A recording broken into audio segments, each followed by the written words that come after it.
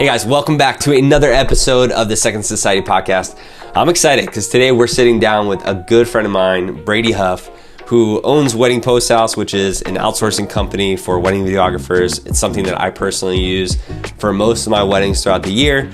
But he's really the most famous videographer that we've never heard of. He primarily second shoots for some of the best in the industry. Some people like Peyton Frank, East West Films, Storybox Cinema. He's going to be shooting with Rev Films here in the short future, and he just has so much insight to what it's like to be a top second shooter in the industry. So if you're wanting to learn what it's like to travel all around the world and take 125 flights a year to some of the best weddings in the world, stay tuned because we're about to dive into it.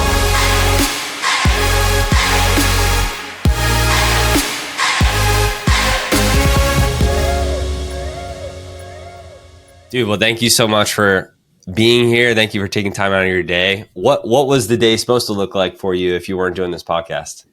I've actually been running errands today. I'm shooting in Anguilla with Alex Clayton in like 2 months, I think, or maybe 3 months. And we have to get work permits for it. So I had to go to like the doctor's office this morning, get my doctor to sign off on medical forms.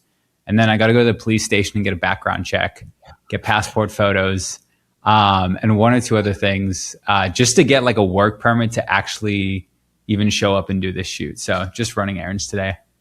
This is wild. This is exactly why I had you on as a second shooter in the very, very tippy top of the industry.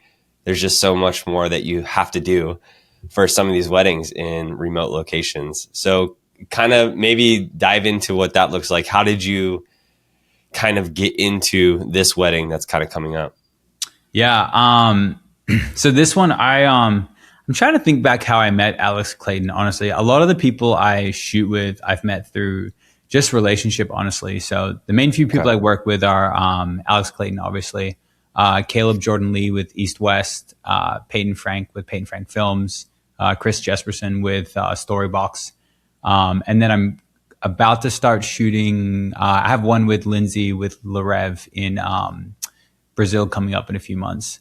But yeah, Alex, that job, I think I met Alex actually working. Oh, I know what it was. I was working a job in Italy with Peyton Frank for a NDA client. I can't say, but they were like billionaires. I mean, it was just, I think they probably spent close to 10 million on this wedding if I had to guess. Wow. But I met Alex shooting on that wedding, and then we kind of hit it off. And then I started working with him. So I'll do probably 6 or 7 a year with him as his second shooter. And this one in Anguilla is with I'm not sure if I can say too much about it yet. Some stuff is NDA, and he hasn't told me whether or not it is yet. But it's with one of the bigger planners, and should be a fun event. Awesome. Yeah, let's maybe back up a little bit because everybody kind of knows the top big dogs in the industry. Nobody really knows how to get there or how they got there. And I think it's also really good to kind of hear your background, a little bit of your story, and then maybe how you kind of got up. Maybe there's like some events that have happened along the way that are like really big that happened in your life where you're like, man, this is actually the one thing that got me into the door to where everybody kind of saw that Brady Huf is the guy that you hit up to second shoot these amazing weddings. So I don't know. Well, maybe. I don't know. We'll try to figure it out together. But that's what we're supposed to do in the next 30 minutes or so. Yeah, definitely. Kind of learn about your story a little bit. Yeah. So I kind of did it backwards. I started, I actually graduated high school. I looked at going to university, but I personally couldn't afford it and didn't really want to get into debt. And I've actually been doing video since middle school. I'm from Australia. I grew up in Hawaii, and I would actually I had a YouTube channel, and we actually got pretty viral off of that back in like circa like 2012, 2013, like before vlogging was like cool. We would do videos running around Hawaii, just kind of jumping off waterfalls, kind of like Sam Calder before Sam Calder blew up. So he actually came after me, and like he would hang out with some of my friends shooting those videos. But I did that in middle school, high school. And then after high school, I kind of started getting offered money to do it and realized I could just keep doing this instead of going to college. So I ended up starting my production company. So I did commercial work for about 6 or 7 years. Ended up moving from Hawaii to Alabama in 2020. And I just couldn't get work because none of the ad agencies were taking clients or taking meetings. So I pivoted into weddings, started my own wedding company, did that for about 4 years, and then realized I hated the client relationship side. I just honestly didn't really, it felt so fake of me to talk to the bride about her wedding and, be really excited about it when wasn't necessarily. I like shooting it. I just didn't like talking about it and pretending like it's what dress are you wearing? Just some of the stuff that Right. I think really helps build that rapport with the client. And I just didn't like to do it. And for me, I always try to optimize my life to what I like doing, because I think life's so short. You don't want to do things you don't enjoy doing. So I was like, how do I just shoot and just travel? Because I didn't like the editing side either.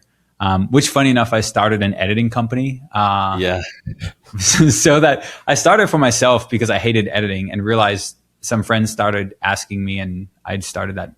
That company's done really well now and still does this thing. But I basically just wanted to second shoot weddings, and I had a few friends that I kind of reached out and told, hey, if you have travel jobs, I'm up for traveling. It was just one of those things where, like, I started doing it, and then my name got passed around more. I reached out to a few more people, built some relationships, and all of a sudden I have like 6 or 7 people I'll second shoot for now. Go to some really cool places around the world. It's fun. That's amazing. And you just started shooting weddings in 2020 then? Yeah, my first one was 2020. I had second shot actually back in Hawaii for a company for like 2 or 3 years. Just like random. Okay. I think I was still in high school actually doing that. Wow. Yeah. But it's really been since 2020 was like my first wedding with my own company.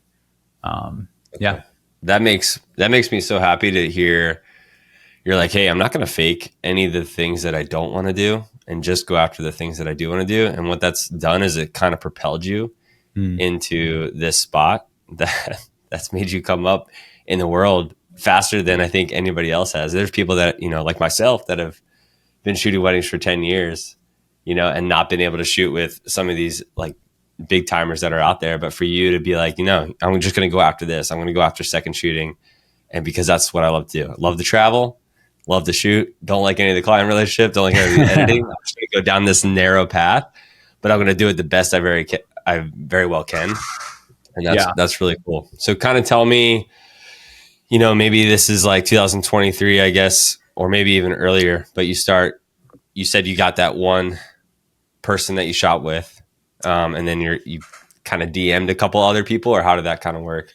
Man, I got to think back now. And one thing I will say too is I think the biggest selling point for me is that I don't shoot my own weddings, because a lot of times I'm getting introduced to a lot of planners, a lot of photographers, and I do build relationship with them. And I think that's something that a lot of wedding videographers are cognizant about. It's a very relationship industry. So I think a lot of these guys feel comfortable, and girls feel comfortable, putting me in front of the planner and the photographers and the client, because they know I'm not going to try and like poach their client or steal their wedding. Right. So I will say, like, I think that's something that's been really helpful for me, like not having my own company. And I mean, I would say I make the average American salary just working 20 weekends a year. So like it's good money doing it. And obviously, like, I mean, I was in Switzerland a week and a half ago. I was in the Bahamas the week before that. And you're just kind of all over the world, going to some cool places. So I just booked a flight to Scotland yesterday or this morning, for a job. So it's a lot of cool places. And I think, obviously the clients pay for flights, hotel, rental car, food, everything's reimbursed, and then you're getting paid on top of it. So it's not a bad gig. But yeah. As far as your question and I did want to caveat that too. I think that is something that has really been helpful, is like not having my own company. But for how I met everyone, the first person I met was Peyton Frank. I met her in Miami, funny enough, because I just moved here 2 months ago, which is kind of full circle. And she's in town right now, I think, visiting Katie Mary. But I met her through... I was in a mastermind that I had paid for, and we had met through that. And then she brought me onto one job, and we just really vibed. I think the biggest thing too is like when you're traveling somewhere with someone, you really want to be friends with them. Yeah. You want to get along. So I think we just really got along well. And then through her, I met Alex. And I had met Chris Jesperson on a random Zoom call one time that a planner was having. And it was him and the planner. And I don't think the planner had organized it too well as far as marketing it. So I jumped on the link and it was like just the three of us. So it ended up being like more of a conversation. And I DM'd Chris after that and told him if he ever needed a second shooter to hit me up. So a lot of it has been outbound on my end. And then just having, I think, the portfolio to show. And then at a certain point, I think once you've worked with a few of these people, it's a little easier to reach out when they know you've worked, with like Jose Villa and Corbin and like some of these high-end photographers, Alan Zepeda.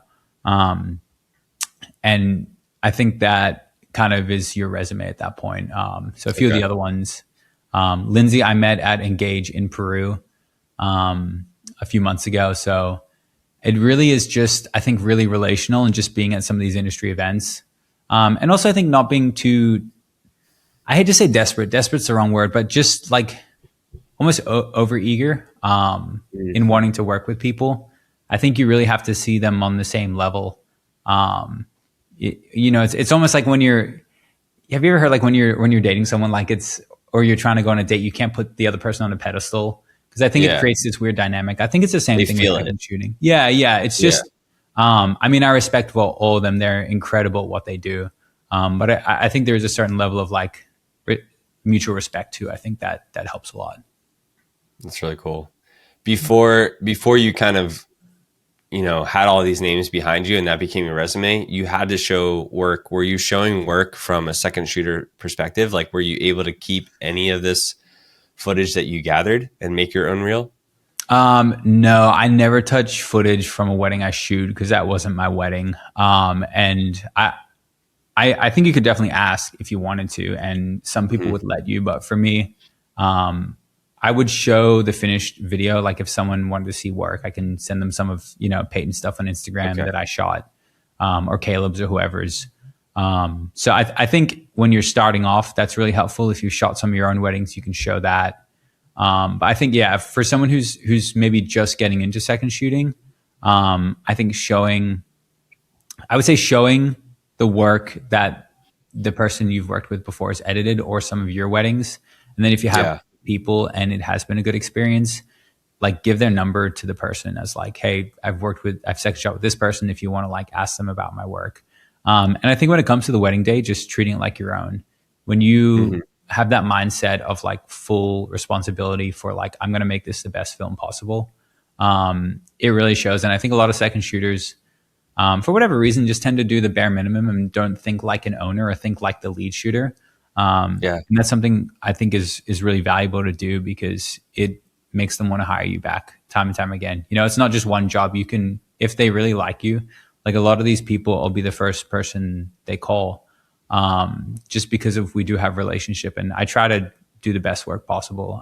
And it ends up being, I'll do 8-10 jobs for one person in a year. So it really is like, it's not just that one job you're doing, it's the opportunity for future work as well. Right. Have you heard any stories from some of these guys of their past seconds, or like, because they keep calling you back, and I'm sure they've given you something where they're like, man, I'm so glad I found you to hire because my past second did XYZ. I think just like arguing, I know in the past there's been like, this second's like, we shouldn't do that because XYZ. Like if they tell me to do something, I'm just going to do it. I'm not going to like question them or argue with them. Like it's their job. It's their, client. So just being willing to do something that there's been a lot of times I've done stuff that I think don't make sense, but it's like, that's not my responsibility to make that decision on whether it's a good idea or not. It's just my responsibility to provide good service for them. But I think be on time, be ready before then. Even like some of these weddings we have a lot of events, and there's a lot of logistics and cars waiting and places we need to be. So like being there 5 minutes early, just to be like, I try to be there before the other person just to not stress them out. Or even little things like if you have a flight or some early morning event, like text them like, hey, I'm up, I'm getting ready. Just little, as much as you can take the stress off them as possible because they already have enough going on. Yeah, I think those are good things to do. Yeah, I think asking for feedback is really good as well. I think some people just kind of hand off the footage, and I always ask, like, what could I have done different? How can I improve? And I think that goes a long way to not only be better and provide a better service for them, but just have them know that you actually care. Yeah, I think like inside Second Society, we have when they're done the job, they can get reviews by the company that they worked with. But I think Mm, even going I beyond love that it. and really asking them in person, like I think that brings out the actual honest feedback rather than Yeah, just waiting for the review to be made. It goes a long way. yeah. Yeah. What was the other thing you just said too? Oh gosh, I'm blanking. No, you're good. It's fun though, man. It's a second shoot is a lot of travel. There's a lot of Yeah, that was the other thing I wanted to mention too. Was just like it's everybody wants to travel all over the world and Mhm. shoot weddings. You being able to kind of crack this code of being able to travel a ton without the heaviness of caring for all these different weddings in different locations. I think Mm. that sounds really fun, at least for like a year or two. Is there anything about the travel that's the heaviest that's not so glamorous? Yeah, I think if you're in a relationship, it's Hmm. really tough. Yeah. I am not, so I can, and the rest of my work, I run my production company and Wedding Post House, the editing company, and a few other things. It's all remote work. So the nice thing is, even if I'm traveling somewhere, I can still be making money with my other businesses. So I'm not just relying solely on the second shooting income. Right. Um, but it is, if you're trying to get in a relationship, it's not easy when you're traveling all the time. Last year, I think I traveled 250 days out of 365 Jeez. and did 125 flights. So it's yeah, it was last year was a big year. I don't think I'll repeat that this year. I also threw some vacations in there, went to some cool places in between jobs. But yeah, that's actually part of Dang. the reason I moved to Miami, because I was living up in the Panhandle, and it's just such a small town that it had five. The airport was an hour away with five gates, and I just Wow. spent so much time driving to the airport, and then from there you're going to like Dallas or Charlotte, and then going where you're going. Whereas having Yeah. a big airport like Miami, it's all direct flights, which has been really nice. But That's super yeah, nice. the travel's super fun. I've been blessed to like go to some really cool places. I think Morocco was one of the coolest. Did some stuff in Thailand, Malaysia. Been to Europe a bunch. South America.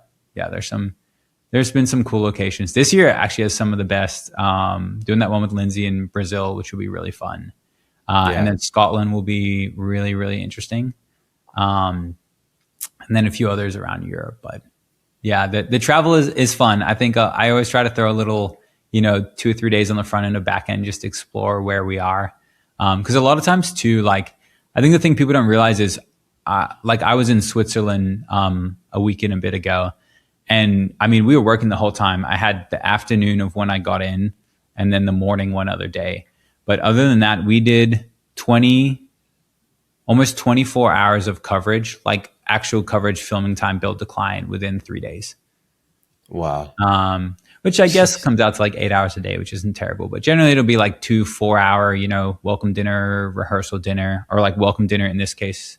Well, actually, that client's NDA, so I can't say what we did.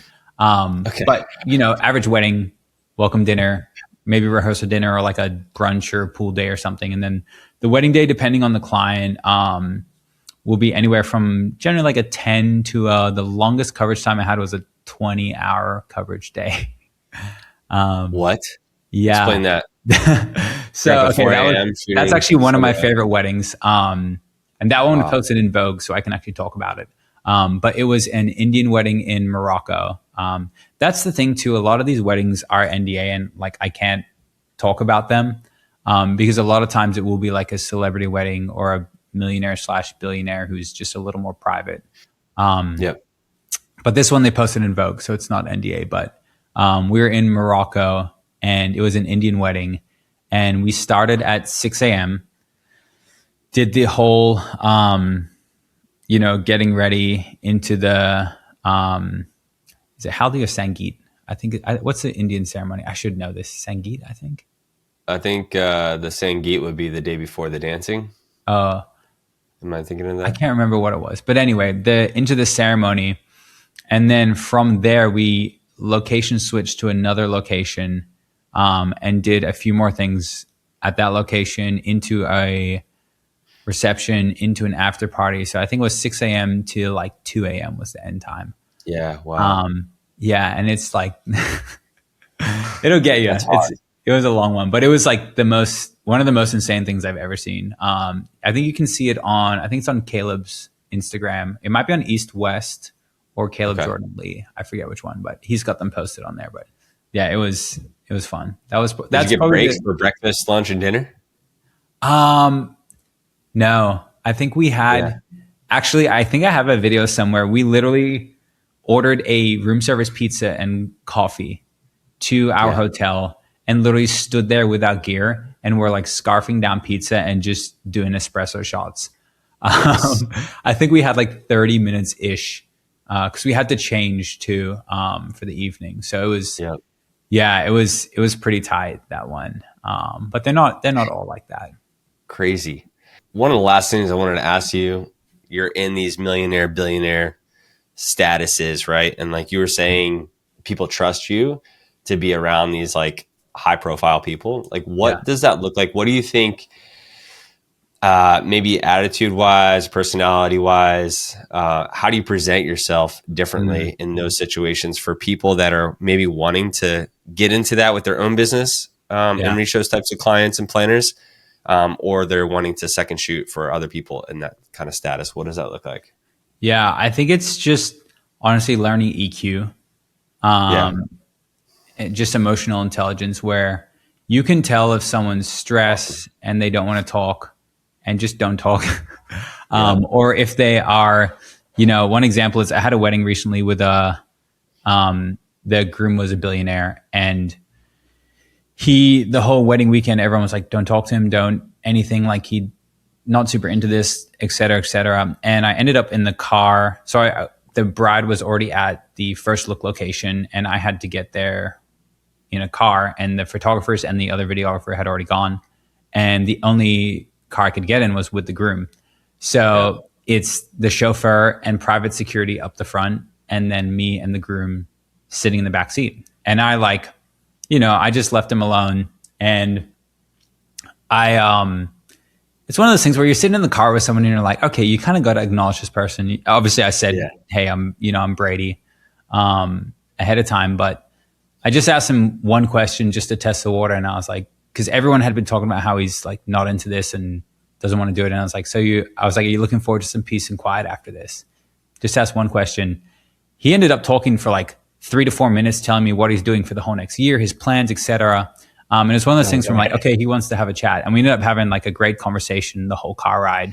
But I think that is something that's important, is like being able to feel out a client or even the planner or even the photographer when you're part of a videographer's team and representing that videographer on just showcasing well. It's in how you dress. It's in how you act, the things you say, not like chewing gum or eating in front of people or getting out your phone. It's just little things like that I think go a long way. And being someone who your lead videographer feels comfortable putting you in front of, because we've done celebrity stuff, and generally I'm with the groom because it's less important than the bride stuff. And a lot of times it will be the groom who's the celebrity. So just being able to treat them like a normal person and having them feel comfortable, I think is important. That's huge. And I think just anticipating needs is really important. So awesome, man. Dude, last question would just be, is there any type of style of filming that you kind of do now with these like bigger weddings that are going on for multiple days? Like what does that look like for you as a second shooter? Do you feel like it's way more work? You're running around kind of lugging all the gear. Is there assistance with you while you're second shooting? What does that look like? Yeah. I would say about 50% of the time it's just me and the lead. Even on some of these bigger jobs, and 50% of the time we have a third who kind of can do gear management for us. Okay. Yeah, I try to keep my kit small just because, especially with traveling, it basically all fits in the carry-on bag, which is really nice. And I try to keep that with me at all times, just because you don't know, who's around and if gear can walk off. But yeah, I think filming style, I actually really try to emulate whoever I'm filming with. So like someone like Caleb is going to have a very like perfect frame symmetrical style versus someone like Alex Clayton is going to have a very like handheldy, like kind of raw, authentic style to their films. Peyton's somewhere in the middle. Same with Chris. So I try to watch a few of their films. I shoot on Canon and Sony as well. So if it's a Canon person, I shoot on Canon. Sony, I'll shoot that way. Some people are standard, some people are log. So I think just getting well versed in feeling comfortable with exposures, because you expose differently for Canon, log or standard profile, and you also different interfaces for Canon and Sony. So I think that is something that's helpful. But yeah, I think if you can understand the person's style and really just anticipate too. A lot of the times I'll be watching, generally they'll be on wide, I'll be on tight, or vice versa. And I always try to keep one eye on the shots that they have and what they're getting and what would be a complementary shot for that. Or like just knowing if they're in another location, I need to be doing both. I need to be getting wide, tight, have it be still, wide enough for socials. And I actually think that's the biggest thing, because they're going to get in the edit and they're going to see all your footage and they're going to know whether you're a good shooter or not. You can't, you know what I mean? Like you can't hide whether or not you did a good job. So I think, when you are on location, being able to anticipate, especially when you're shooting together, what they're not getting and make sure that you're getting that, I think will go a long way. Because the worst thing you can possibly have is like they're on a 24 millimeter here and you're on a 24 on a 45-degree angle and you basically just have the same shot. It's like this doesn't just help anybody. Yeah. So I think that's something that's really important, is being able to like kind of know, and I'll look at their focal length too, or like know what lens they have on and how far away they are and just what that shot's going to look like, and make sure you're getting something complimentary for them. Very cool. Yeah. Dude, appreciate you hopping on here, man. So much insight into the world of Brady Huf. Happy to be on, man. Thanks for asking questions. I love what you guys are doing with Second Society. I think it's something that's so needed in the industry, and so many people, like, you're fulfilling a good a good gap and a good need. So yeah, always happy to jump on. Awesome, man. What's Wedding Post House all about? How can we find you? Share something there. So Wedding Post House is something that I started out of just necessity for myself. I didn't like the culling and sorting footage and syncing cameras and all that part. I love the creative edit. I just hated all the stuff you had to do to get there. So essentially, I explain Wedding Post House as like your assistant editor. So essentially what we do, you upload your wedding, we'll go through and sort all the footage, get all the good clips, color coordinate them, label them, build out all your multicam sequences with your cameras and your audio. And basically within 3 to 5 business days, you're getting back a fully culled project ready for you to just jump straight into your creative edits. So we don't do highlight films or teasers. We basically just get all the footage sorted and ready for you. We do offer ceremony films and doc edits, so some of the more like standardized films. That way, essentially, you're just doing your creative edits, teaser, highlight film, and then we handle the rest. I think one of the things that stood out to me this past year that I just found out was the doc edit. And that was actually a deliverable that I didn't have in my packages, and now I do because of you guys. So it's something that I'm never going to do on my own. Yeah. But if somebody buys it, I'm coming to you right away to edit it. So, I didn't know that. Yeah. That's awesome.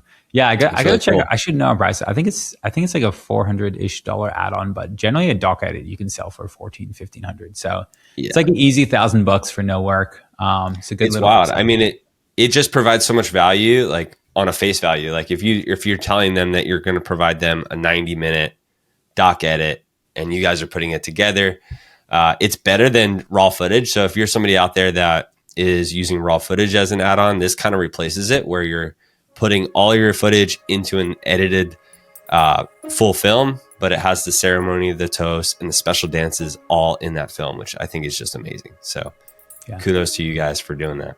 Thanks, man. Appreciate it. Thanks for being a client for that. Of course. Yeah. Well, thanks for hopping on the podcast, man. And appreciate you again. Anytime. Thanks, Jimmy.